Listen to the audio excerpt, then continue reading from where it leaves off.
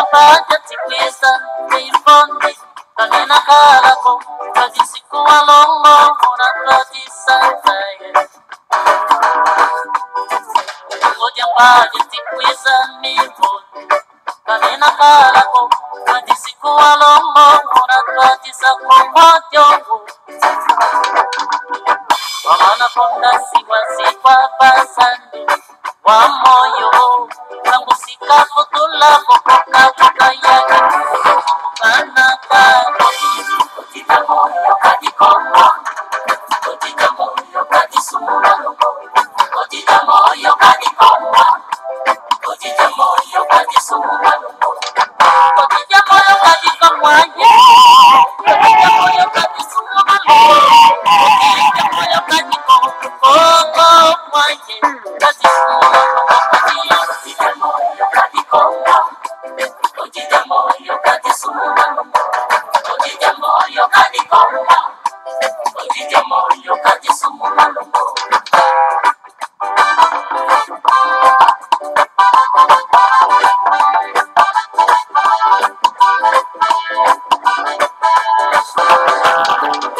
Kudina fukubi kwa kombo Tinsusa Kagina sikilako Kadisiku walombo Muna kadisa Kombo kudina fukubi kwa kombo Tinsusa Kagina sikilako Kadisiku walombo Muna kadisa kombo Tiongo Bakwa kinsusa Babosila sikwa bazandu Bamoyo Musika futula Kokoka koka yaki Kanaka Kutita moyo kadikongo Kutita moyo kadisura Kutita moyo kadikongo Kutita moyo kadisura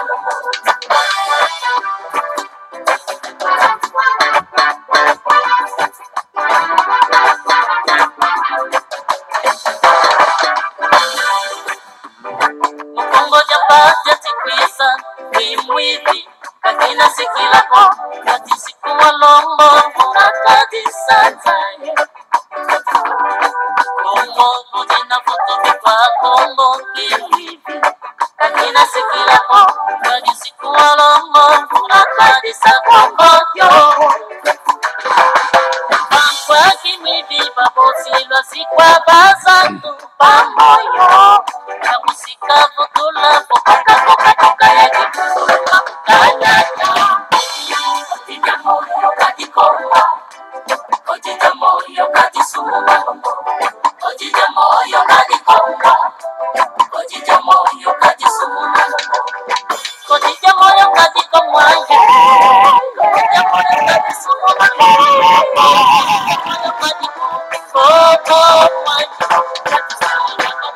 Kutita moyo kadikongo Kutita moyo kadikongo Kutita moyo kadisura Kutita moyo kadikongo Kutita moyo kadisura Kutita moyo kadikongo Kadisura lobo Sikija ndija tete Kongo yenkongo kaka balenda kipasana Toto mya bakuru bawo Kanzi Banzenza ya mode Toto wasompisa Ibogo Inuza kakina kalako Kimwiti kakina kalako Ibondi kakina kalako Ngoja paka muzalana nyuyana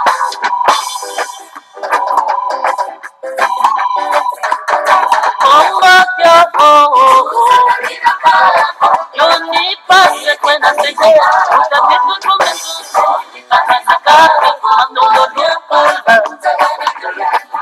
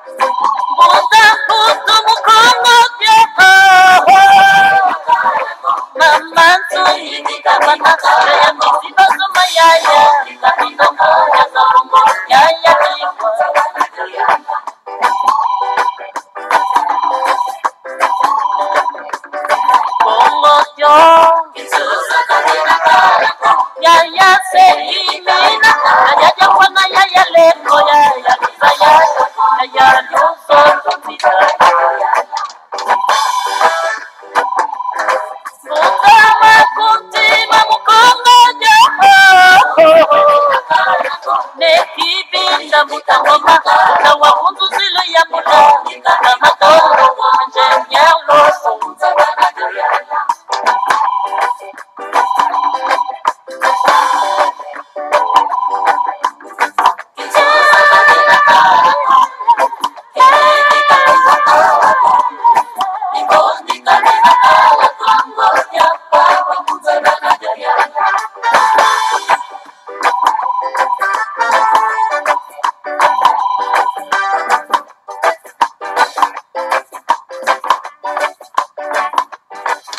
Matondo mingi mama batata bandeko balandi ya Congo bololo tala biso wana tuka toye lisusu na tuka na pokwa na lelo. Lelo ya solo penda mama batata bandeko zali mokolo ma misato ya mposo mokolo ya kenge. Alors mokolo mwa sambo ya sanza zomi na moko mobu ya koto mibale na zomi na mwambi to komi bongo na ngonga ya zomi na libwa na miniti moko. Donc ingi koloba ngonga ya sambo na miniti moko ya sima ya nzanga.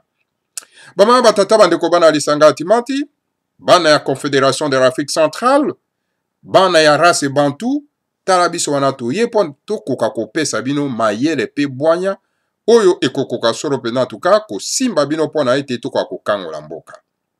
Tarabiso wana tokei, komata na ngomba ya kaila bama batata bandeko pona ete tokoka kosopela bino bwanya pe mayele. Ezali wa bino, mbuta bopelo bobala, tengi koloba, malamu koloba. Alors yon deko, kombo na yo, eske zana di bola? Toyo lokota kaka na ba mikanda ba paya, opesi na ba na yo. Me yeba yango ke, oko paye très cher. Alors ba maa batata bandeko bana lisanga antimanti, yenge na bino banso, mbote, balo sako na bino banso ba maa batata bandeko bino bato, oyo bo sepela kolanda biso ba maa batata bandeko. Lelo, effectivement, ils série. Il y a ma contradiction, il y a réponse à les grands maîtres fondaments semi. Na évangéliste magicien na kombo ya mort. Alors lelo toko continuer na ba contradiction o ezana kati na Biblia. Kasi avant to kenda kuna ba mama tata bandeko, toko pesa na bino basango o ezali koleka na kati na mboka. Na kati na mboka, plus particulièrement na Congo central, bama batata bandeko bana lisanga antimanti, l'organisation terroriste liée à Qaïda Daesh, qu'on appelle ANER, et tondisi ba élément terroriste na bango kuna na kati ya Congo central meke, mais bama batata bandeko to ebite loko ni baza koluka kuna. Kalunda Motov andimi na ye asalela bapaya, au détriment ya bandeko ne ya race bantu ba mama batata bandeko. Et sengeli to landela Kalunda Motov, soki azali vraiment ya libota nini ba mama batata bandeko. Soki réellement azali ya libota ya la race bantu, même ata ozalaka na yo criminel, assassin, terroriste ya ndenge nini, okoki jamais ko hypothéquer, okoki jamais ko sacrifier bandeko no ya race ya libota moko ba mama batata bandeko. Kalunda Motov donc, à tondisi ba élément terroriste, il y a organisation terroriste na ye, il y a ANER, où ils allaient na sous-ordre et Hippolyte Kanambe à la Kabila, na Congo central. Batondi meke, bazo lukanini. Alors, baza toujours à la recherche, n'est-ce pas? Il y a les grands maîtres Fumoma dans ces mamans batata bandeko. Mais bolobaki o bobomaye, bolobaki o bokangaye. Mais pourquoi botondisi ba élément terroriste à Kalunda Motov, hein? Ba élément terroriste na bino lié à Qaïda, hein? Kuna na Congo central. Et c'est grave. Malheur, kaka na ba oyo, ba kruaya kanalo kutana bango ba mama batata bandeko. Donc voilà, malheur na bino. Et voilà, ba mama batata bandeko bana lisanga antimanti. Depuis que le grand maître Fumandance m'a annoncé retour na kati ya palais royal, bato bakomi ba beli ki pelekese. Bazo la lisusu pongite. Ba bimisi ba bibundeli par tous les moyens. Pour te vaya ko sala face na le grand maître Fumanda Nsemi. Donc voilà ba mama batata bandeko. Une seule personne mais talande ngaza ko ningisa. Ba terroriste ba occupant wana baza na kati ya mboka. Kasi bandeko na biso bana somi ya mboka ya Congo bazo la pongi. Bazo ebate ke eza kaka na moto moko oyo aza koningisa baoccupant wana bamama batata bandeko ekesengeli biso banso tomipesa maboko na maboko mpo na ete totindika ye mpo tobimisa bapaya oyo baye na kati na mboka na biso. Voilà bamama batata bandeko bana lisanga atimati. Beaucoup d'éléments terroristes ya Kalunda Motov ya Hippolyte Kanambe alias Joseph Kabila na kati na Congo central. Donc voilà, ezali grave. Et voilà, bakomi kotinda ba éléments terroristes na bango, ba bazali déguisé na ba journalisme, ba mama tata bandeko pona ko exciter bandeko na biso ba Congo na révolte.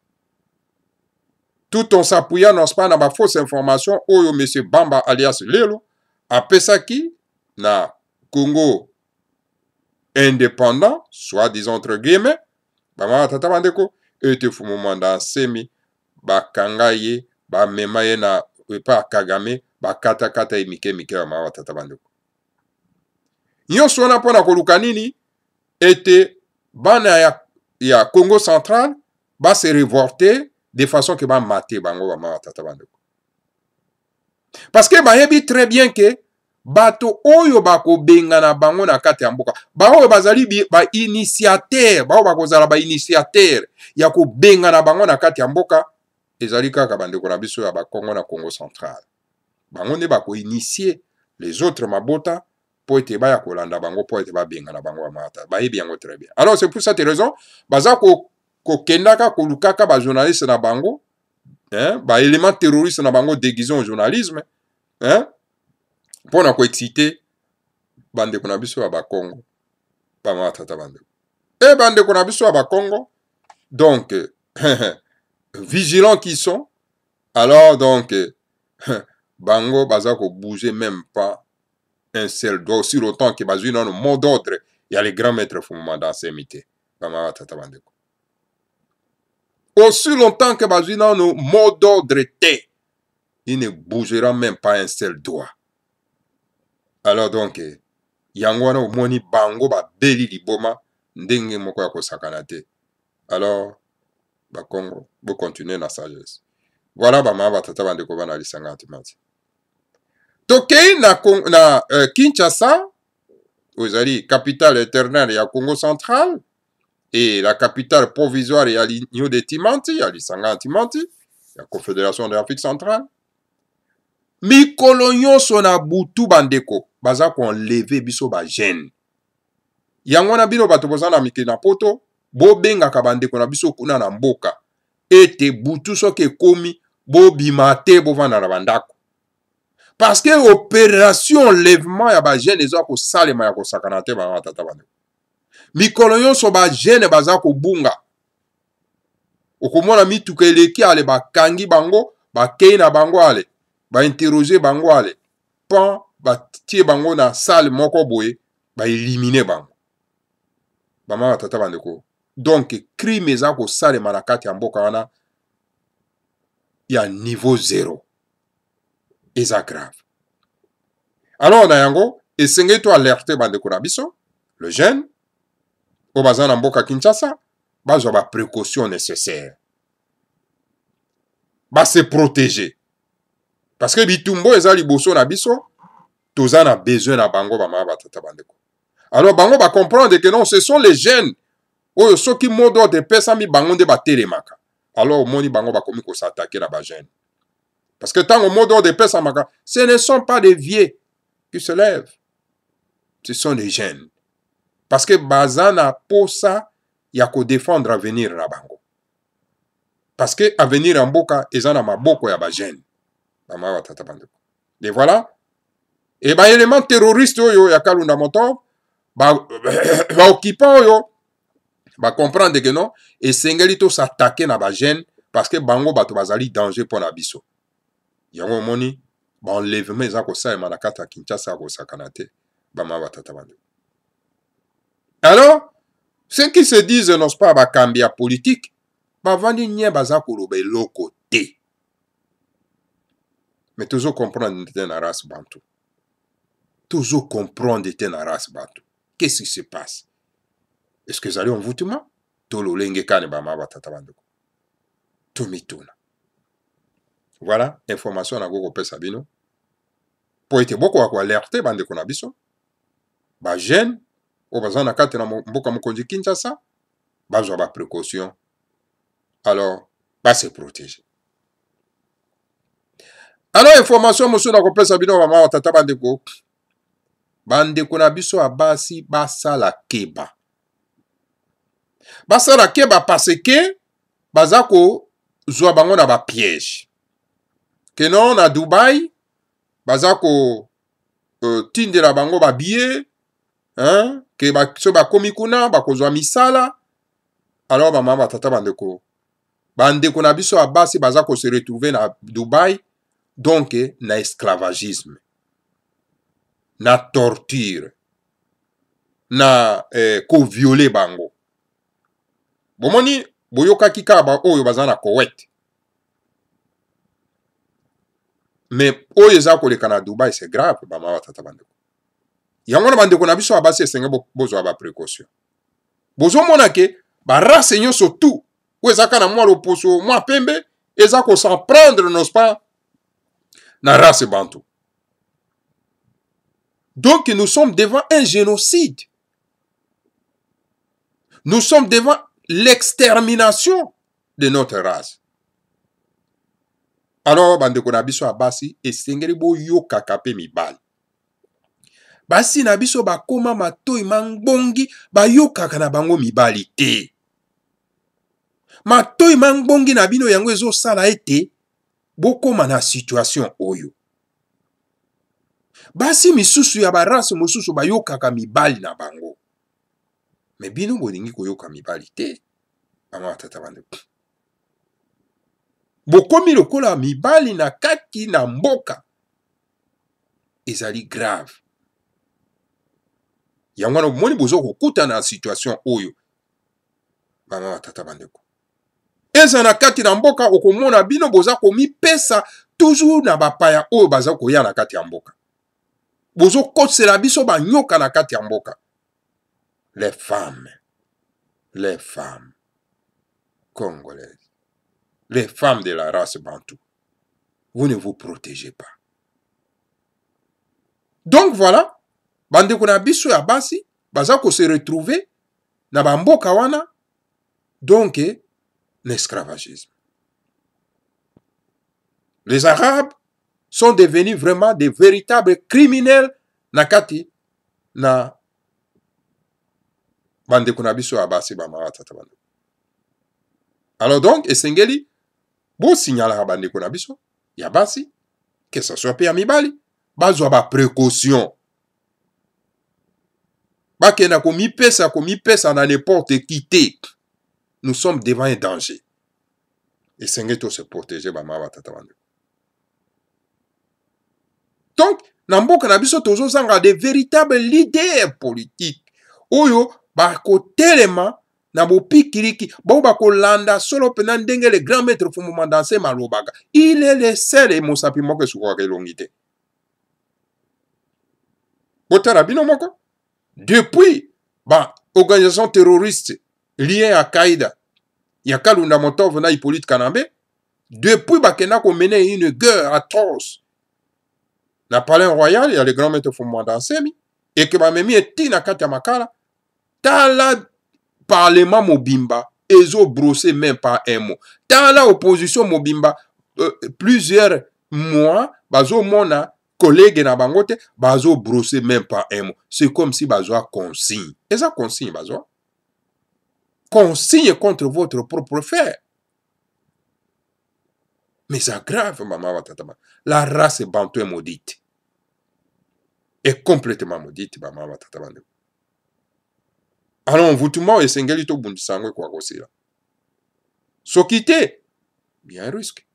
Il y a extermination na biso ama tatabande. Et c'est grave, maman tatabande.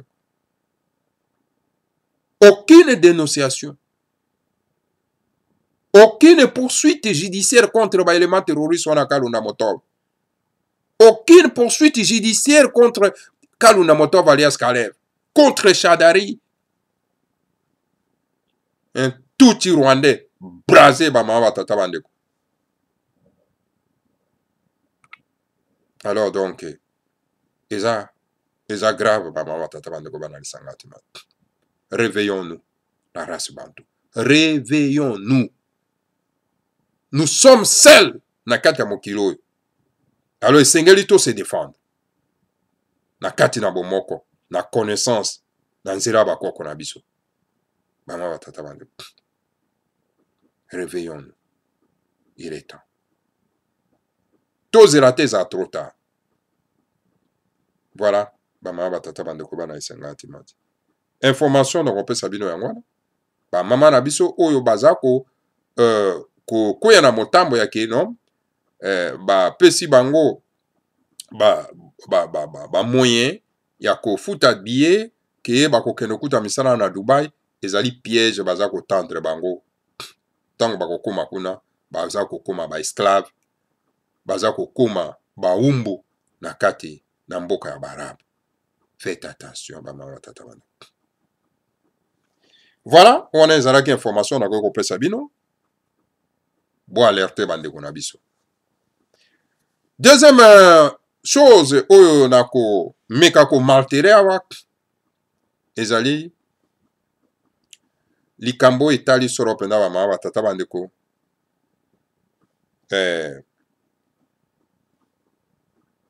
bato oyo tobengaka bango babinzambi nzambi. Ce sont des sectes. Bango bazo sala musala kolalisa bandeko na biso pongi. Bazali bana misala ya bapaya. Bazui solo penda ba mama tata bandeko donc initiative ya bapaya pona koya kolalisa bandeko na biso. Ngana ebite, pourquoi la race bantou est-il devenue ainsi? Pourquoi elle est-elle devenue ainsi? C'est comme si biso tozana nzela te o biso tokoki kolanda. Tozana nzela o tokoki kolanda. Yangwane ko permettre ngana na m'attaquer sérieusement, non pas, na Mbuta Mobenga. Mbuta Mobenga oyo a détourné ce chemin-là. Il est devenu un pasteur. Pour un côté à bateau la Biblia romaine, pas ma watata bandeko. Non, monsieur Mobenga, tu te trompes largement. La Bible, ce n'est pas un livre saint de la race noire. La Bible, c'est un livre saint de la race blanche. Ce livre ne nous appartient pas, ne nous concerne pas. L'histoire qui est dans ce livre-là, elle ne concerne pas la race bantou. Non, monsieur Mobenga. Non. Allez nous citer les versets bibliques. C'est endormir encore vraiment notre peuple. Moi, je ne sais pas si Mobenga est devenu le franc-maçon. Alors parce que en optant, en devenant un pasteur, c'est-à-dire que Mobenga a perdu, n'est-ce pas, le chemin, les bons chemins. Et c'est pour cette raison,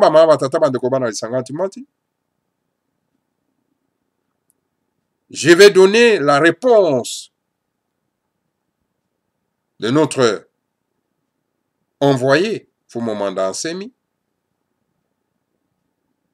où il y a personne qui en pas, il y a mort, un évangéliste magicien, où il y a Yaki, Kobungi Sabande Konabiso, pe aye ko s'attaquer na Bundu dia Congo, ya ko benga ka Bundu dia Congo, zali secte.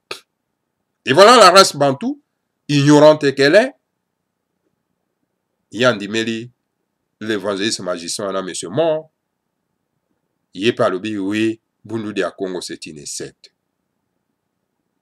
Ovana Vioka. Alors, le grand maître Fumomanda Nsemi a frappé très fort de ces côtés-là. Et voilà, toye lelo mpona kopesa bino contradiction oyo eza na kati ya mokanda wana wana batata bandeko. Serrez la ceinture toleka. Les contradictions chrétiennes. Contrairement à cette fausse perfection que prétendent lui donner les grands ignorants de la science divine, le christianisme est un enseignement farfelu, bourré de contradictions abominables qu'on ne peut pas attribuer à Dieu créateur, au Saint-Esprit ou à un grand messager de Dieu. Mobenga landanga na bokebi nyonso. Donc, contrairement na ma perfection à lokuta, oyo pa wapi en tout cas, baza ko prétendre ya ko pesaka donc pas ya ba grand ignorant ya bainga, boyebi ya nzambe, alors christianisme ezali enseignement moko ya lokuta. Oyo po ape tondi na ba contradiction na kati ya mabe. E po ape bango baza ko attribuer yango baza ko pesa yango ke ezali tata nzambe apungu tulendo, ezali molimo monsanto, ezali donc liloba ya tata nzambe. Liloba ya tata nzambe etonda na contradiction. Mobenga yo monaka ba contradiction wana eza na kati te, alors landanga na bokebi mbuta mobenga. Tika ko bungisa bandeko na yo, tika ko kotsa bango na donc na esclavagisme spirituel mobenga. Dieu ne peut pas se contredire, s'il vous plaît. Le Saint-Esprit véritable ne se contredit jamais. Or, le message chrétien est contradictoire. Donc, le christianisme n'est pas une pure parole de Dieu. C'est un mélange de vérité et de fausseté, dont l'apôtre Paul est le grand responsable de la confusion. C'est lui le premier antichrist, puisque par définition, l'antichrist est un chrétien qui donne un enseignement contraire à celui de Christ Jésus. Alors donc, Nzambe apung tulendo akoki ko se contredire ata mokolo moko te. Molimo monsantu oya solo ekoki jamais ko se contredire. Or que maloba o ezali ya ba chrétien eza na contradiction ebele. Donc, christianisme ezali liloba ya solo pende ya tata nzambe te. Donc, ezali mélange ya vérité pe na lokuta na kati. Et papi, oyo babengi Paul, yende motazali responsable ya confusion na kati. Ye motazali moto aliboso antichrist. Paul azali antichrist par définition. Donc, antichrist ezali un chrétien oyo azako pesa liloba oyo ezali contraire na oyo ya Jésus-Christ. Wana babengi antichrist. Alors, tolanda bokebi. Définissant sa mission sur la terre, Jésus dit: je n'ai été envoyé qu'aux brebis perdues de la maison d'Israël. Nakoyebisa na bato musala na ye oya ye na kati ya mokili oyo.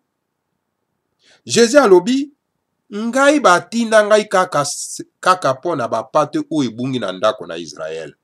Okoki kotanga yango na Psaume na Matthieu plutôt 15:24.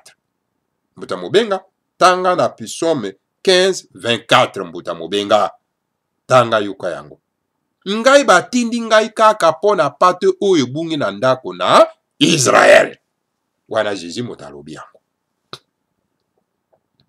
Guidé par le Saint-Esprit chrétien, Paul se lève et contredit Jésus en déclarant que Jésus a été envoyé à toutes les nations de la terre. Il est le sauveur de toutes les tribus de la terre. Et voilà. Sikoyo. Paul ya teremi aya lobi te. Jésus a zamoto alokuta. Jésus batinda ye pona mokili mobimba. Atinda ye pona loposo nyonso mokili mobimba.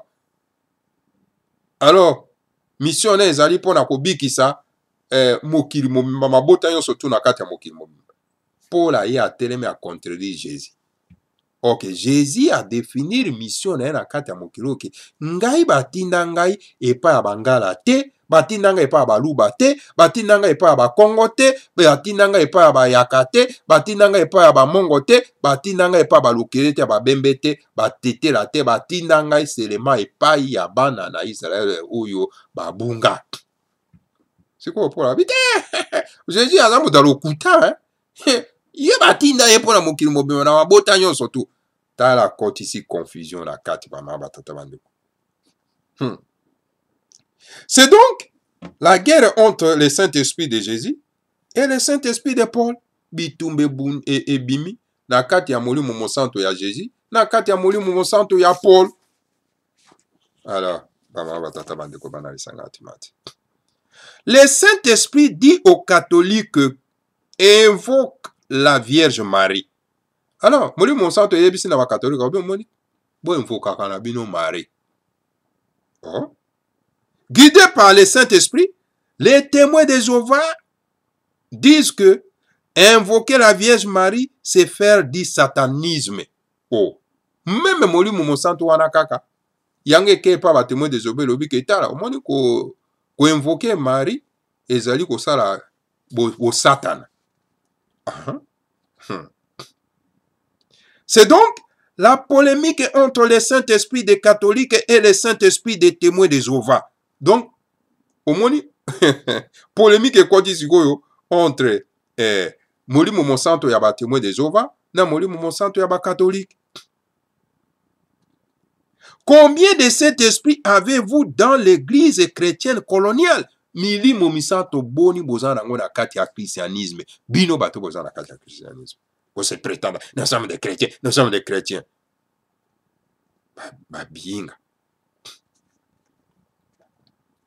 Inspiré par l'Esprit de Dieu, Jacques dit, le salut vient en vivant sa foi, en la transformant en bonnes œuvres, car la foi sans les œuvres est une foi morte. Jacques 2 et 17. Donc voilà, moi mon sang de inspiré par l'Esprit de Dieu, donc Jacques a inspiré na moli mo tata nzambe ampungu tulendo alobi bo alobi les salis viennent en vivant sans foi. Pama tata bando. Et na tango wana tango yozo ko vivre foi na yo o transformer yango na makambo ya malamu et sans que okoka kobimisa makambo ya malamu donc foi na yo ezali ya kokufa. Okoki kotanga na Jacques 2 et 17. L'esprit inspiré par l'Esprit de Dieu, Jacques dit, le salut vient en vivant sa foi, en la transformant en bonnes œuvres, car la foi sans les œuvres est une foi morte. Guidé par le Saint-Esprit chrétien, Paul se lève et contredit Jacques en disant, les bonnes œuvres ne peuvent pas sauver l'homme, car l'homme est seulement sauvé par la foi, par sa foi en Jésus, par le sang de Jésus. Alors, maman tata bandeko, boyoka siko. Alors même molimo monsanto wana, ya ba chrétien, Paul a telemi alobi, aye ko contredire Jacques. Alobi te, Jacques yo za moto alokuta. Yo pona yo za lokuta boy. Hein? Ba mone evre, hein? Ekoki kobikisa moto te. Makambo ya malamu ekoki kobikisa moto te. Yo lokuta boy ndenge nini Jacques. Pamba te, hein? Moto akozala lobiko kaka pona boyambi na ye epai ya Jésus Christ. Akozala lobiko kaka pona makila ya Yesu Masia. Okoki kotanga na Romains chapitre 3 27-28. Wana Paul aye ko contredire Jacques.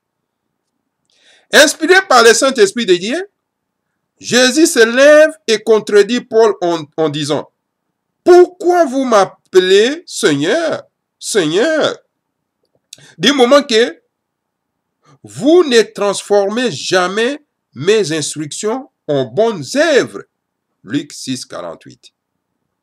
Alors donc, Tsikoyo, inspiré par le Saint-Esprit de Dieu, Jésus a télémi, a yeko contredire Paul, alobi na alobi, mais pour na nini yo zako benga ngai Seigneur, Seigneur. Au moment que yo ozako transformer donc maloba mangai na makambo ya malamu te. Parani. Ceux qui me disent Seigneur, Seigneur, n'entreront pas tous dans le royaume des cieux, mais celui-là seul qui fait la volonté de mon Père qui est dans le cieux. Matthieu 7, 21. Jésus a dit en tout cas,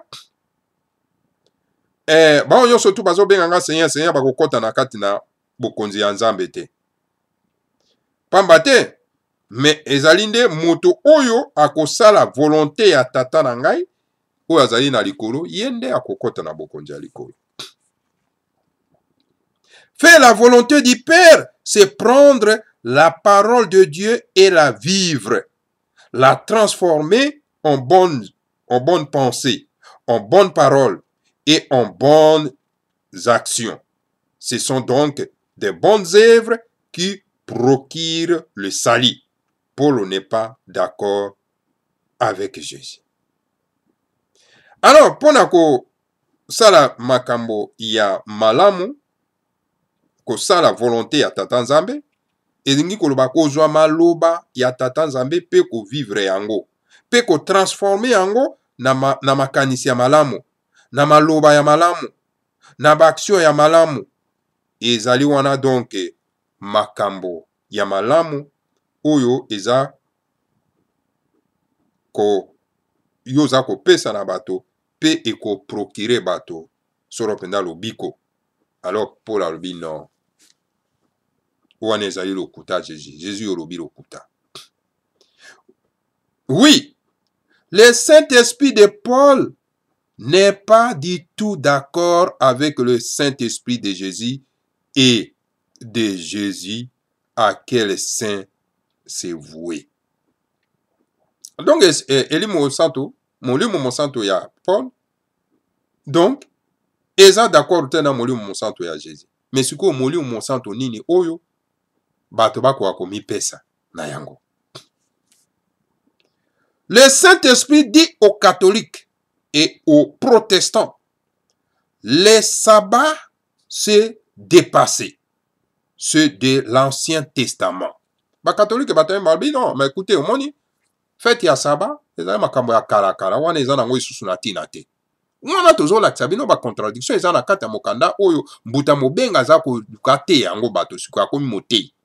Nazo kolakisa bino ba contradiction wana. Non, akatu ba bino te ba biloko wana ba sabbat wana eza biloko ya kala. Eza nango dépassé. Eza pona ba Ancien Testament. Le même Saint-Esprit chrétien va trouver les adventistes et leur dit, respectez très bien la loi du sabbat, car la vérité divine est éternelle. Kanga Molimo Monsanto wana ekeli susu epai ya ba témoin ba adventiste.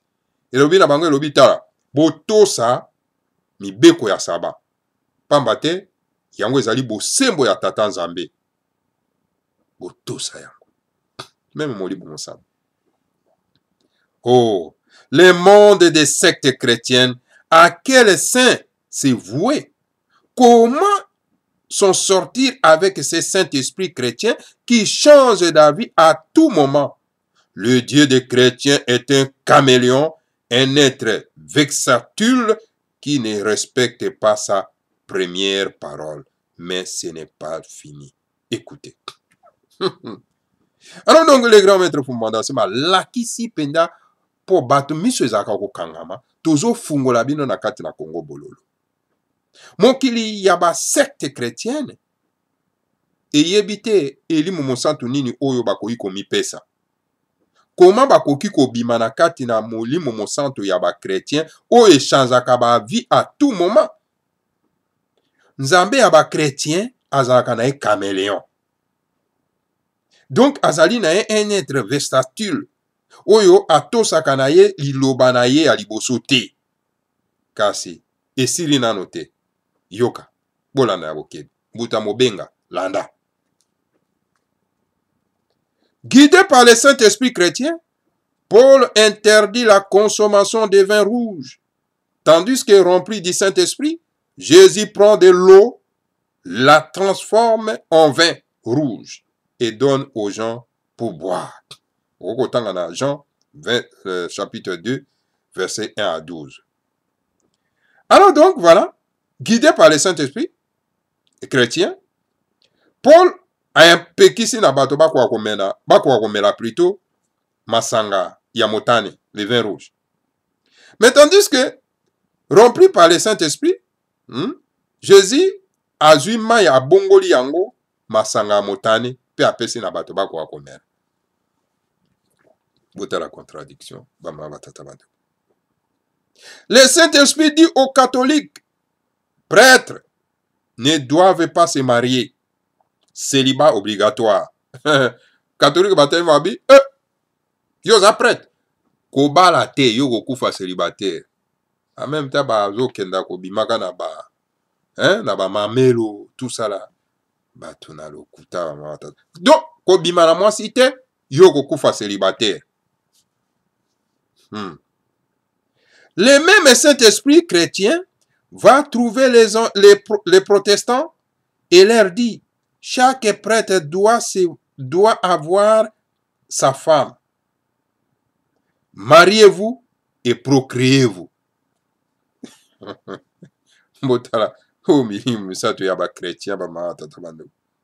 Donc, et pas ba catholique ba lobi que non, bino ba prêtre beaucoup ko balate. Moli monsanto ebisi bango ke ba balate. Même moli monsanto ngeke isu se pa ya ba protestant et lobi na bango lobi te bino ba prêtre. Bo bala, bo bota. Le Saint-Esprit des catholiques est donc en guerre contre le Saint-Esprit des protestants. C'est le même Saint-Esprit qui se contredit ainsi. Au monisikoyo, molimo monsanto ya ba catholique, na molimo monsanto ya ba protestant, et continue la guerre. Et continue à bitum. Est-ce qu'ils allaient toujours les mêmes molimo monsanto? Bama batata bandeko bana singa antimati. Ou ils ont se contredire ndengoyo. Avec ça, comment voulez-vous que le monde chrétien ne puisse pas avoir des milliers de sectes chrétiennes contradictoires les unes et les autres? Na lolenge wana, yako se contredire, yako se contredire. Comment voulez-vous tokoyi kokoma na ba secte ebele te na christianisme? Mais ce n'est pas fini. Écoutez encore ceci. Et si nanote bandeko, bolanda mbuta mobenga landa. Guidé par le Saint-Esprit chrétien, Paul dit que l'amour est patiente. L'amour ne se fâche jamais. L'amour pardonne toute transgression. Alors donc voilà, guidé par le Saint-Esprit chrétien, toujours molimo monsanto za ko mema bango, Paul alobi ete bolingo ezali donc na nzela ya patience. Alors bolingo ezali te ke osilika. Koki kosilika te, tango ozali na bolingo kosilika te. Bolingo ba pardonaka, na moto nyonso tu oyo aye kosala yo mabe. Moto aza na bolingo esengela pardonner, alimbisa, soki moto asali yo mabe, limbisa, wana ndenge ba pasteur charata bateyaka. Limbisa bato basali yo mabe, moto aza na bolingo, mosala na ye kolimbisa, ata baye babomi ndeko na yo, limbisa, limbisa, limbisa. Okoko otanga ngona Corinthiens 13, 4, 7. Buta mobenga tanga wana. Je m'adresse particulièrement à Mobenga parce que c'est lui qui vient de dérouter. Alors, donc, et je voudrais ici, à travers ce livre du grand maître Fomanda Semi, vraiment donner la réponse à M. Mobenga, qui veut vraiment maintenir nos frères de la race bantou à l'esclavagisme spirituel. Dans Matthieu 21, 12 et 13, nous voyons que face aux abominations des prêtres dans le temple de Jérusalem, conduit par le Saint-Esprit, Jésus ne se patienta pas, ne pardonnant pas, il se fâcha et se mit à les tabasser. Après tout, ce comportement boxeur de Jésus, le Saint-Esprit vint dire à Paul que Jésus est l'amour de Dieu. Okotanga na Matthieu 21, chapitre 21, 12 à 13, tokoki komona wana ete face na ba comportement moko ya ba prêtre ya mabe na liboso ya ndako ya Nzambe ya Jérusalem. Alors donc voilà, conduit par le Saint-Esprit, Saint-Esprit, oyo eza kotambusa so représente Jésus-Christ, en tout cas apatientaki te, apardonnaki pe te, asilikaki pe à se mettre n'est-ce pas ya kobeta bato.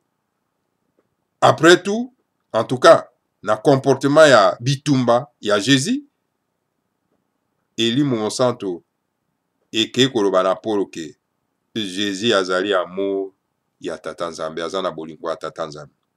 Et pourtant, devant ba comportement ya ba prêtre ba salaki devant temple ya Nzambe ya pungu, hein? Alors donc Jésus n'a pas pardonné, a frappé, a bêti, a sali boxe kuna, vrai boxe a sali kuna, ba laki bagan, a sali boxe contre ba perte wana basaki makambo mabe na kati na temple ya Jérusalem.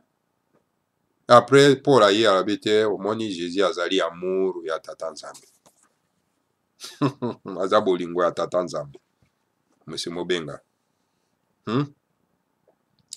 Inspiré par l'Esprit de Dieu, Jésus dit que tout homme est fils de Dieu. Ainsi, dit Jésus, mon Père est votre Père, mon Dieu est votre Dieu. Inspiré par la molimo mosantu ya tata Nzambe, Jésus aye alobi balobi, moto nyonso tu azali mwana ya tata Nzambe. Yango wana ete Jésus alobi, tata na ngai azali tata na bino, hein? Et tata Nzambe azali donc Nzambe na bino. Tata Nzambe azali donc Nzambe na bino. Jésus alobi bongo. Moto nyonso tu azali mwana ya tata Nzambe. Tata na ngai azali tata na bino, eke Nzambe azali Nzambe na bino. Okoki kotanga na Jean 20, 16 à 17. Prie ton Père qui est dans le lieu secret, et ton Père qui voit dans le secret te le rendra. Okoki kotanga na Matthieu 6, 5 et 6. Donc alobi sambela tata Nzambe oyo na kati na esika kobombama, eke tata Nzambe oyo azali komona na kati na esika ya kobombama ako pesa yo mai oyo oza nango na bosenga bama tata bana. Oui, pour Jésus, tout homme est fils de Dieu. Ainsi donc, Dieu a plusieurs fils. Guidé par le Saint-Esprit chrétien, Paul se lève et contredit Jésus en disant, Dieu n'a qu'un seul fils unique, c'est Jésus-Christ. Et toutes ces contradictions, vous attribuez ça à Tata Nzamba Pungu Tulendo? Non, monsieur Mobenga. Donc oui, il y a solo. Pona Jésus, motoyo surtout azali mwana tata Nzambe. Yango wana donc, Nzambe Pungu Tulendo azana bana ebele. Et voilà, guidé par le Saint-Esprit chrétien, Paul a telemi aye ko contredit Jésus alobi te. Nzambe Pungu Tulendo azali kaka na mwana moko na kati ya mokili oyo. mwana na ye moko kombo na ye Jésus Christ. Mawa bovana vyoka biloko ya ndenge bidu mukolanda bovandeli yango mpe yango na olobaka ki moto moyindo oyo atelemi na Biblia mpo na koteya bino azali ndoki, ou bien ye moko azali ekizengi, ou bien aza ndoki mpo ansosele bino bamama batata bandeko. Boko otanga Hébreu 1, 1, 3. Un jour, un homme vint et dit à Jésus, « Bonjour, bon maître. » Jésus répondit, « Pourquoi tu me qualifies de bon? Personne n'est bon sauf Dieu. » Boko otanga na Marc 10, 17 à 18.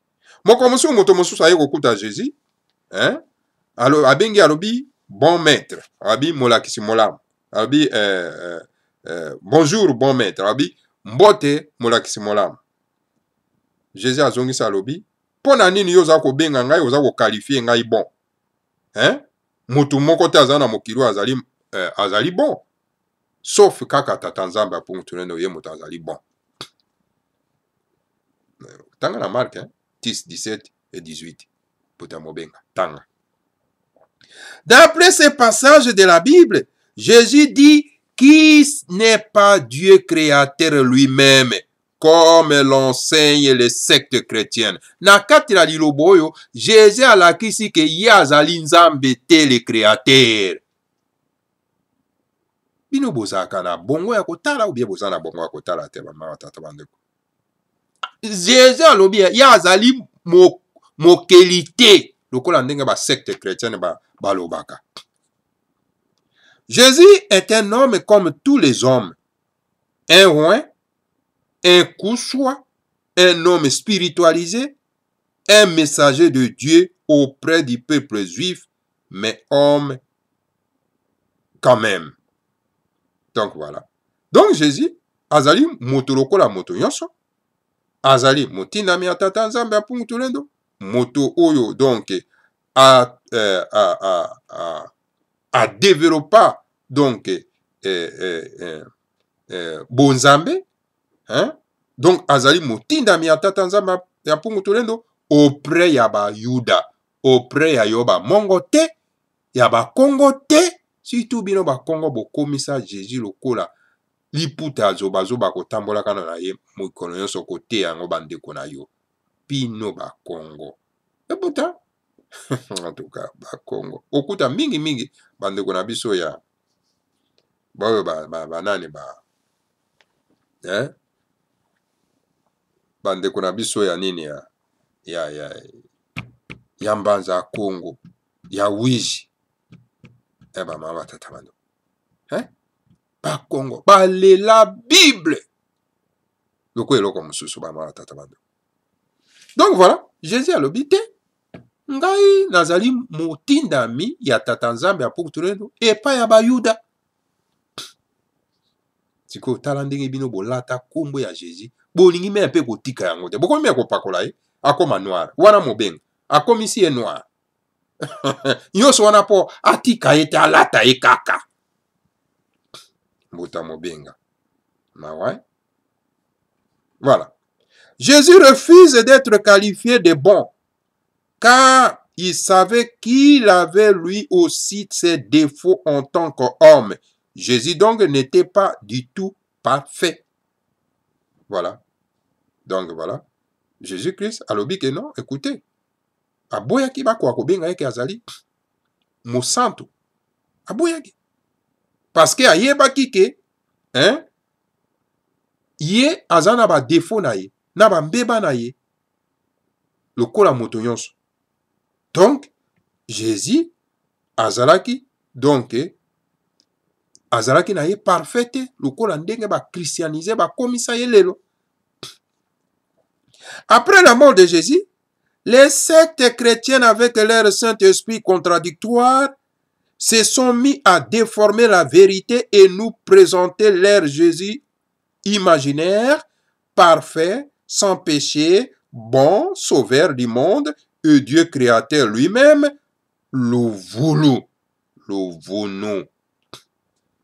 Dans ce mariwa ya Jésus, ba secte chrétienne oyo, na esprit na bango elingi ko se contredire à tout moment, baye ko déformer vérité bosembo, baye ko présenter Jésus oyo bango ya imagination, donc oyo azalaki parfait, azalaki sans tâche, sans péché, sans masumu, azalaki bon sauveur ya mokili, donc ye moko akomi sauveur, akomi donc créateur, hein? Donc tata mokili, akomi tata mokili. Lokuta na bino bama batata bande bokokosa baindo tiwa baindo baza kofungwa miso sikoyo, miso eza kofungwa. Donc voilà, bama batata bande. L'insolence, les injures et la colère sont les sources des péchés qui salissent l'âme de l'homme. Donc voilà, insolence, kozanga botosi, hein? Bama tata bandeko, mafinga, kosilika, ezali solo pena ba source ya masumu, o ezali ko bebisa solo pena en tout cas, elimo ya moto, na kati ya mokili wa bama tata bandeko. Bokeba, mafinga, ba insalabilité, mafinga, hein? Kosilika pamba pamba, ezali source ya masumu, o ezali ko bebisa elimo na yo bama batata bandeko. Bokebaka bino bato boza na kati ya mabota, bokebaka. Okokotanga na Matthieu 15 18-19. Alors les carêmes, c'est-à-dire les jeûnes, servent à purifier l'âme en les débarrassant de ses impuretés. Ainsi, purifier l'âme peut maintenant vibrer à l'unisson avec le pur esprit et capter sa puissance. Omoni bambila bolimbisi ba karem ba jeune kokila o toujours bateza kokila te oswani kaka na moto ale okili biloko ne ozana mwasi na kati ya ndako boswani akili biloko kolia, hein? Oyo wana ezali masumu mama tata bokila o toujours ba, c'est-à-dire que komi pesa mbeka yango eza kosala ete okoka kopurifie elimo na yo pona kolongola solo penda en tout cas mabe oyo eza na kati na elimo na yo na nzoto bama batata bandeko. Yango wana pona kopurifie kopetola kosukola ame na yo, alors po ete ekoka solo penda kovibre, po ete ekoka solo penda kosangana na elimo mosantu po ekoka kokapte nguya esengeli kosalaka ce qu'on appelle ba kokila ba jeune carême bama batata bandeko. Donc voilà, bama batata bandeko bana lisanga timati toza obe kokoba, sachant qu'il avait lui aussi des impuretés, des péchés. Jésus avait l'habitude de jeûner, de faire des carêmes, voire même des 40 jours. Alors parce que Jésus a yebaki très bien kazaki na ba masumu ebele abandaki kosumuka, alors esengeli sikoyo asala nini, asala ba jeûne, asala kokila ya ba 40 jours bama batata bandeko mpona kosukola solo pene elimo na ye. Okotanga na Matthieu 4:2. Jésus travaillait en collaboration avec les esprits de ses ancêtres, les esprits de Bakulu, Banunga et du peuple juif, tels que Moïse, Élie, etc. Jésus abandaki kosala na donc en collaboration na bakoko na na elimo ya bakoko na ye. Donc elimo ya bakoko oyo balunga ya bana ya bayuda. Jésus abandaki kosala na bakoko banunga ya bakongo te, ya bamongo te, ya bangala te, ya banande te, ya batetela te, ya baluba te, ya balokele te, na bakoko na ye oyo banunga ya mokili ya bayuda. Donc tel que lokola ba Moïse, hein, lokola ba Élie, voilà bama batata bandeko. Mobenga. Est-ce que oza kolanda? Landa. Tika kokosa bandeko. Pona kosukisa nanu na mokolo mwa lelo ba mama tata bandeko parce que tosali 1 heure du temps.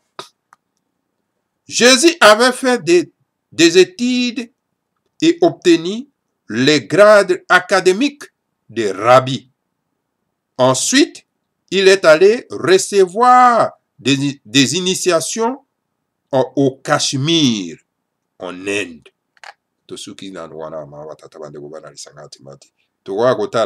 Des fausses doctrines chrétiennes. Donc voilà,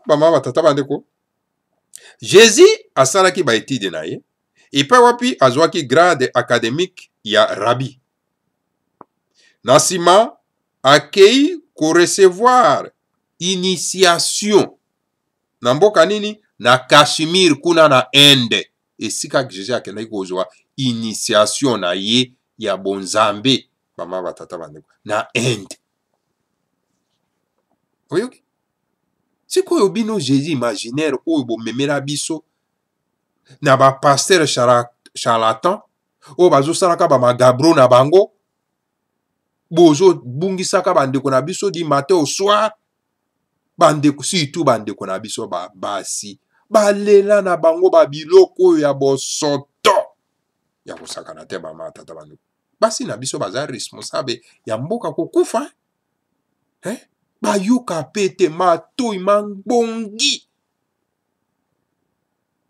on dirait que balesa bango biloko nini ba mama batata bango. Voilà ba mama batata bandeko bana lisanga timati ngana suki nano awa wana tokomi na bino mbala asima tokoya kotala na mbala asima totala ba fausse doctrine chrétienne tokotala ba doctrine ya lokuta ya ba chrétien ba mama batata bandeko awa lumière mwinda Congo bololo.